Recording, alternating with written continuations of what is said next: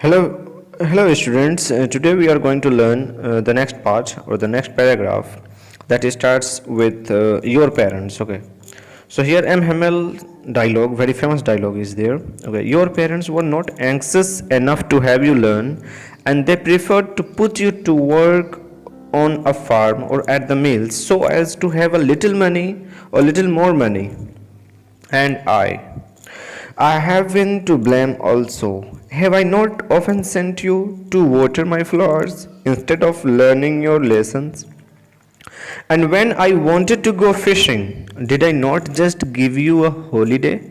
Then, from one thing to another, M. Hamel went on to talk of the French language, saying that it was the most beautiful language of the world. Okay, of the world. I had never listened so carefully, and that he had never explained everything with so much patience. It seemed almost as if the poor man wanted to give us all he knew before going away and to put it all into our heads. So, what we are getting here? He is यहाँ पर देखा जा रहा है कि वो कह रहा है कि तुम्हारे पेरेंट्स जो हैं वो भी उतने एंक्सेस नहीं थे, उतने फिक्रमंद नहीं थे कि तुम सीखो। वो क्या करते थे वो तुमको फार्म में काम पर लगा देते थे, किसी कारखाने में, मिल्स में काम पे लगा देते थे। और क्यों ऐसा करते थे वो? ताकि उन्हें कुछ पैसे मिल सकें तुमसे। एक तो तुम्हारे वालिदैन, तुम्हारे माता पिता इसके ज़िम्मेदार हैं, दूसरा जो है वो मैं भी ज़िम्मेदार हूँ, क्योंकि अक्सर मैं क्या करता था, मैं तुम्हें क्या कहता था, जाओ मेरे फूलों को पानी दे दो। मैं अपने बागीचे में भेज देता था, कहता था जाओ मेरे गार्डन में जितने भी फूल हैं सब में पानी डालो। ओके, मैं कभी कभी जब फिशिंग का मूड में रहता था, जब मुझे फिशिंग करने का दिल करता था तो मैं छुट्टी दे देता था। क्या मैं भी तो जिम्मेदार हूँ? ठीक है, इस तरह की बातें करता है।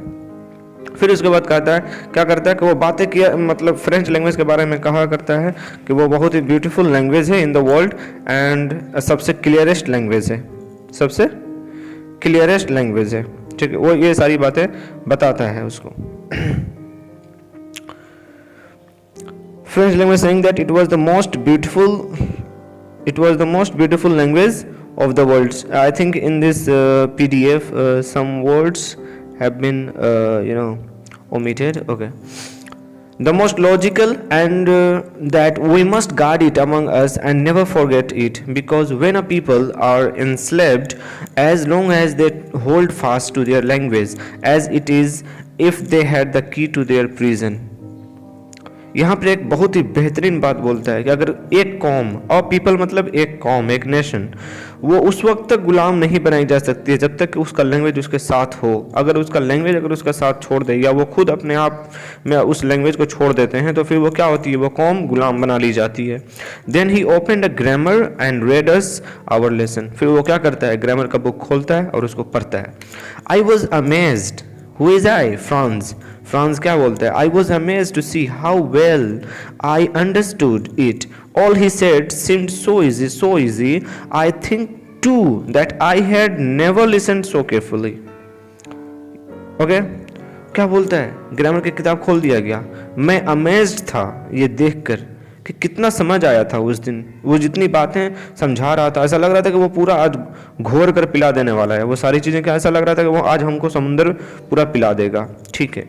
I had never listened so carefully, मैं इतने ध्यान से कभी नहीं सुना था। That he had never explained everything with so much patience, इतने पेशेंस से कभी उसने नहीं पढ़ा था। It seemed almost as if the poor man, वो बेचारा इंसान, वो बेचारा teacher, wanted to give us all he knew before going away. जाने से पहले वो सारी चीज़ें बता देना चाहता था जो वो जानता था। And to put it all into our heads at one stroke. ऐसा लगता था कि एक ही धक्के में वो सारी चीज़ें हमारे दिमाग में ठूंस देना चाहता था। Language in the world. Okay, here we can see the next part which I have already read. Okay, sorry, in this part we are getting some disturbances. Okay, so I'll make another.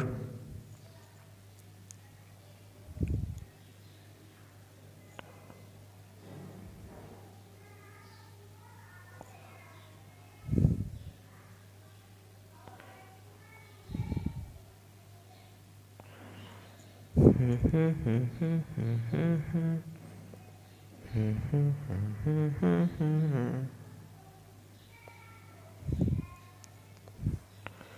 और video जोड़ दिया जाएगा। Okay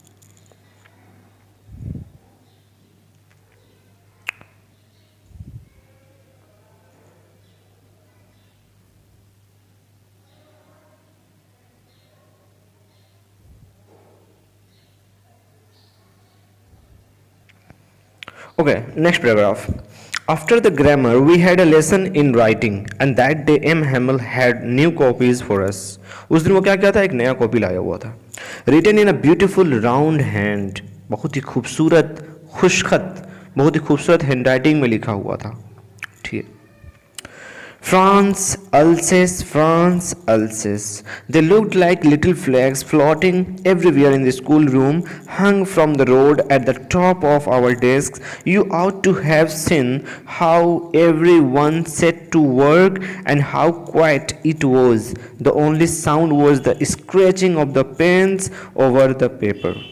Once some beetles flew in, but nobody paid any attention to them, not even the littlest ones, who worked right, tracing their fish hooks as if it was French too. On the roof, the pigeons cooed very low, and I thought to myself, will they make them sing in German, even the pigeons? Okay, so in this paragraph, the writer says the grammar का class complete होता है, उसके बाद वो writing का class शुरू होता है. राइटिंग क्लास जो लिखा जाता है उसमें दो वर्ड वो रिपीट किया रहता है, बहुत ही खूबसूरत हैंड राइटिंग में लिखा रहता है. वो कौन से वर्ड होते हैं? Franz Alsace, Franz Alsace. We have to memorise this. Okay, हमें ये बात याद रखना, we should keep it in mind. और वो कैसे दिख रहे थे? वो दिख रहे थे फ्लैग्स की तरह दिख रहे थे, जो ऐसा लग रहा था कि रूम में चारों तरफ वो उड़ रहे हैं. ठीक है. और hung from the road at the top of our desks, and you ought to have seen, writer says, you ought to have seen how everyone set to work. तुम्हें देख लेना चाहिए. क्या देख लेना चाहिए? कि हर कोई काम पर लगा हुआ था, और इतनी खामोशी से लगा हुआ था कि पूरे क्लास में शांति थी सिवाय पेन का स्क्रैचिंग के साउंड के. Once some beetles flew in. Beetles means small insects. हो सकता है वो हड्डा वगैरह हो, मक्खियाँ हो, जो भी हो, बीटल्स, इंसेक्ट्स आ गए अंदर, लेकिन but nobody paid any attention to them, लेकिन किसी ने उसकी तरफ ध्यान नहीं दिया. Not even the littlest ones, जो मतलब छोटे से छोटे जो थे, थोड़ा सा भी ध्यान नहीं दिया. द लिटलेस्ट वन, थोड़ा सा भी ध्यान नहीं दिया. Who worked right on tracing their fish hooks as if, littlest ones, okay, as if that was French too. On the roof the pigeons cooed very low. जो पिजन्स थे वो अपनी कुकू की आवाज़ निकाल रहे थे, वो लोग भी आहिस्ता आहिस्ता बातें कर रहे थे, वो भी जोर से नहीं. And will they make them sing in German? Writer पूछता है, फ्रांस बोलता है, will they make them sing in German even the pigeons? ये सवाल पूछता है. ठीक है. क्या वो कबूतर को भी जर्मन लैंग्वेज सिखा देंगे? ऐसी बात है वो. Whenever I looked up from my writing, I saw a mammal sitting motionless in his chair and gazing first at one thing, then at another. जब भी मैं देखता था मैमल को तो वो मोशनलेस, खामोशी से एक जगह चेयर पर बैठा हुआ है, और वो गेजिंग, इधर उधर टुक टुक देख रहा है, कभी एक चीज़ को देख रहा है, कभी दूसरी चीज़ को देख रहा है. As if he wanted to fix in his mind just how everything looked in that little school room. वो देखना चाहता था कितना मतलब अच्छा लगता था उसको स्कूल में, और स्कूल रूम में वो हर वो चीज़ को देखना चाहता था. Fancy for 40 years he had been there in the same place with his guardian outside the window and his class in front of him, just like that, only the desks and benches had been worn smooth. Okay, the walnut trees in the garden were taller, and the hop vine that he had planted himself twined about the windows to the roof. How it must have been broken his heart to leave it all, poor man, to hear his sister moving about in the room above, packing their trunks, for they must leave the country next day. In this paragraph, इस paragraph में क्या बातें बता रहा है? वो बताना चाहता है कि वो इन सारी चीज़ों में इतना मतलब उसको मोहब्बत हो गई, क्योंकि फैंसी फॉर 40 years, 40 साल तक वो उसी में मतलब उसी जगह एक जगह रहा है, खिदमत किया है, अपना वक्त दिया है, उसे गार्डन से प्यार हो गया, उसको डेस्क से प्यार हो गया, उसे क्लास में बैठे हुए जितने बच्चे हैं उनको पढ़ाने से प्यार है। इस तरह मतलब देखा जा रहा है। वो राइटर ने क्या लिखा, only the desk and benches had been worn smooth. ऐसा है कि जो डेस्क हैं, जो बेंचेज है, वो मतलब पुराने हो चुके हैं, लेकिन क्या और भी तो चीज़ें हैं, जैसे वॉलनट ट्रीज है जो गार्डन में है, वो उस काफ़ी टॉलर हैं। हॉप विन है, ये भी ट्री का नाम है, जो वो खुद प्लांट किया है, वो खुद बोया है उसको, ठीक है, जो उसके विंडोज़ हैं उसके बाहर, ठीक है। How it must have been broken his heart, ये सारी चीज़ें उसके दिल को तोड़ दिया रहता है कि क्योंकि उसे आज सब कुछ छोड़कर जाना था। पुअर मैन, वो बेचारा इंसान, to hear his sister moving about in the room, उसकी जो बहन थी वो क्या कर रही थी, moving about in the room, room में ऊपर जो थी वो भी घूम रही थी उसी में, और वो क्या कर रही थी, वो असल में trunks, their trunks, packing their trunks, मतलब इंपॉर्टेंट जो चीज़ें होती हैं उसको ट्रंक बोलते हैं, पैकिंग देयर ट्रंक्स, वो अपनी इंपॉर्टेंट चीज़ों को पैक कर रही थी। For they must leave the country next day, क्योंकि उन्हें दूसरे दिन क्या करना था, दूसरे ही दिन उन्हें मुल्क छोड़ कर जाना था। But he had the courage to hear every lesson to the very last, लेकिन he had the courage to hear every lesson to the very last, आज उसका आखिरी दिन था, लेकिन आज भी वो अपना 100% दे रहा था, वो बहुत ध्यान से हर बच्चे का लेसन को सुन रहा था। After the writing we had a lesson in history, जब राइटिंग कंप्लीट होता है फिर इतिहास का क्लास चलता है, तारीख का क्लास चलता है। And then the baby chanted their ba be बी बो बू, फिर बच्चे क्या करते हैं, बच्चे वो जो मतलब जो क्लासेस होते हैं उसमें जो बा बे बी जो साउंड के क्लासेस होते हैं वो चैंट करते हैं। Down there at the back of the room, old Hauser had put on his spectacles and holding his primer in both hands. Hauser, जो कि एक बूढ़ा इंसान है, वो उस रूम में पीछे बैठा हुआ है, बैक ऑफ द रूम, अपने स्पेक्टिकल्स को क्या किया हुआ है, put on his spectacles and holding his primer, चश्मे को ढंग से लगाया हुआ है और प्राइमर को हाथ में लिया हुआ है। Spell the letters with them, और वो भी क्या कर रहा है, बा बे बी बो बू। And you could see that he too was crying, आप ये भी देख सकते हो, ही टू वॉज क्राइंग, सब तो रो ही रहे थे, लेकिन वो ओल्ड हॉर्सर भी रो रहा था। His voice trembled with emotions, उसकी आवाज़ जो थी वो लड़खड़ा रहा था, इमोशनल हो गया था। And it was so funny to hear him that we all wanted to laugh and cry. It was so funny to hear him, आज वो रो रहा था, लेकिन इससे पहले वो कभी रोया नहीं था, हमेशा वो हंसा करता था, हमेशा वो फनी उसका बिहेवियर था, लेकिन आज वो रो रहा था। Ah how well I remember it that last lesson, ah काश, मतलब कैसे मतलब ah how well I remember it, मैं कैसे इसको याद रखूंगा, आज का दिन, आज का last lesson. All at once the church clock struck 12, 12 बज गए। Then the Angelus.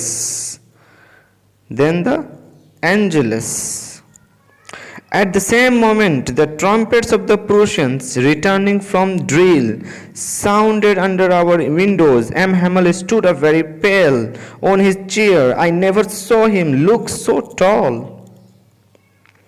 At once, अचानक चर्च का बेल बजता है, 12 बजता है। Then the Angelus. Okay. At the same moment, the trumpets of the Prussians के जो trumpets थे, जो sound जो उनका whistle होता है, trumpets, returning from drill, वो कहाँ से आ रहे थे, ड्रिलिंग करके वापस आ रहे थे। Sounded under our windows, उनकी चलने की आवाज़, उनके पैरेड की आवाज़ सुनाई देती है। And M. Hamel stood up, M. Hamel खड़ा हो गया, पीला पड़ गया था वो in his chair. I never saw him look so tall, मैंने ज़िंदगी में उतना लंबा उसको कभी नहीं देखा था। My friends, said he, वो कहता है, मेरे दोस्तों, आज से पहले वो दोस्त बोला था कि नहीं इसकी कोई गारंटी नहीं है। आज से पहले वो अपने स्टूडेंट्स को स्टूडेंट्स ही बोला करता होगा, प्यारा बोला करता होगा, डियर कहा होता, लेकिन आज वो उसने क्या कहा था, My friends, I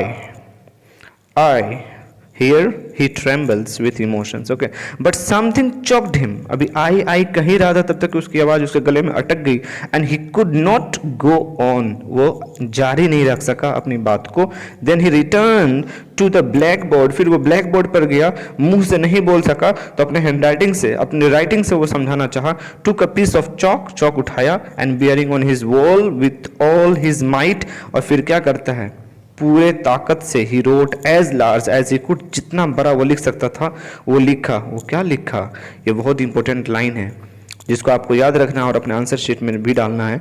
वाइव la France, vive la France. So don't write the translation of this word in your answer sheet. आप जैसे ये वर्ड लिखा हुआ है वैसे ही हूबहू आपको अपने आंसर शीट में लिखना है। Vive la France, long live France, you can say in Hindi France की जय हो, just like in India. Okay, then he stopped and leaned his head against the wall. फिर वो क्या किया, लिखने के बाद चुप हो गया।